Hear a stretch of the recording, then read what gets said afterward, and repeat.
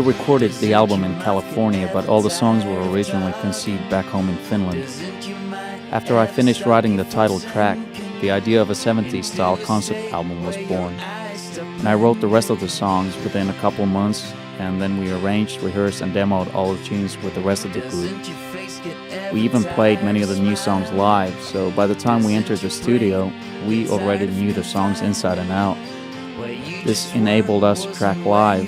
I even cut most of the lead vocals live, together with the rest of the band, which is really not how most people work in the studio nowadays.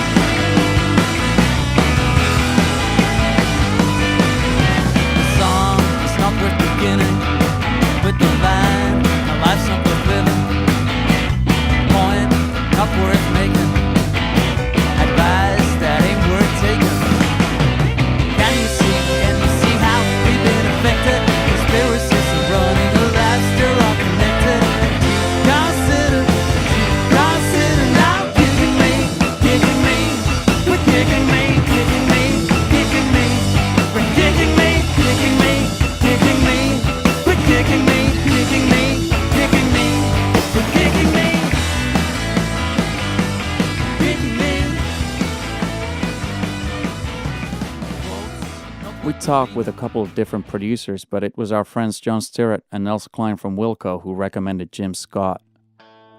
We were certainly aware of Jim through his work with Wilco, Rick Rubin, Tom Petty, Johnny Cash, Dixie Chicks, and loads of other people. When Jim said yes, we were very thrilled, to put it mildly. He invited us to California, where he had recently set up a new studio called Pliers. I must admit, it was a bit strange flying into Los Angeles, because we'd never met Jim before, just spoken on the phone with him a couple times. And yet we connected right away. Pliers Studio turned out to be an extremely inspiring environment to record. It really felt more like a clubhouse than a sterile LA recording studio. Jim Scott's policy is, why fix it if it ain't broken? He liked the way our band sounded and dug the songs, so he didn't interfere unless there really was a problem. But he did kick us in the ass. And whenever he made a suggestion, we would immediately realize he was right. He just concentrated on getting the best possible performances out of the five of us. And I think that's what a great producer does. If we weren't able to get a good take or things got too tense, Jim would make us stop, bring us to the studio balcony to watch the sunset and have a cocktail. And when we'd return to the live room, we'd nail the track immediately. If all words miss their meaning, will you stop believing? If my love lies sleeping, will you consider waking? Time ticks on from the moment we're born. We'll race against the clock. Time ticks on every person in this world. Someday we'll get the call.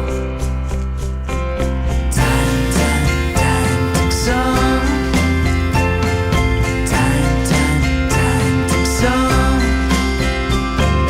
Time ticks on. Time ticks on. Maybe next stop is Woodstock. Could we return there again? Meet the man with smoke in his hand.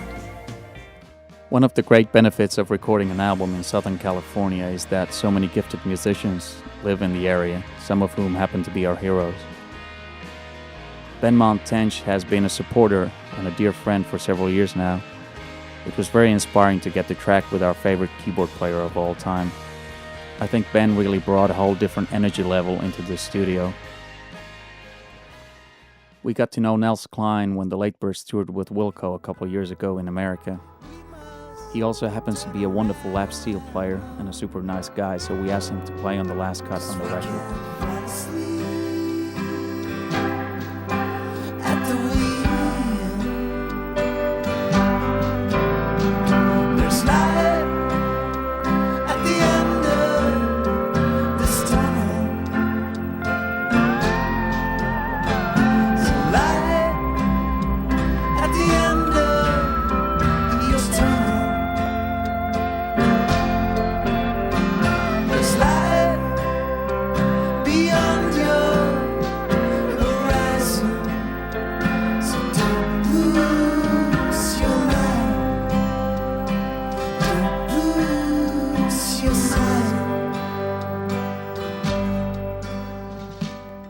Minnie Driver was shooting a TV series nearby the studio.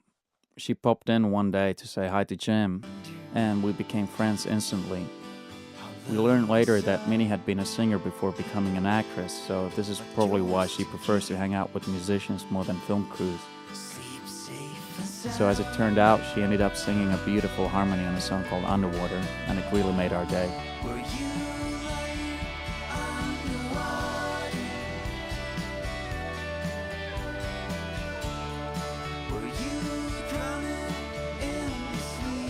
I think it's the most dynamic the Latebirds have ever sounded on record. Overall, these sessions served as a healthy reminder of what recording an album should be like. It should be fun, it should be memorable, it should be a pleasant experience. Thanks to Jim Scott and the wonderful folks at Pliers, that's exactly what we got. Many times you forgot you were actually making a record because it felt more like a party from start to finish, as far as we were concerned. In a sense, it's almost ironic that the album in question happens to be titled The Last of the Good Old Days. You'll outlive your tears, so don't you weep. You're not just born to die alone, you see. We're all meant to live and die peacefully.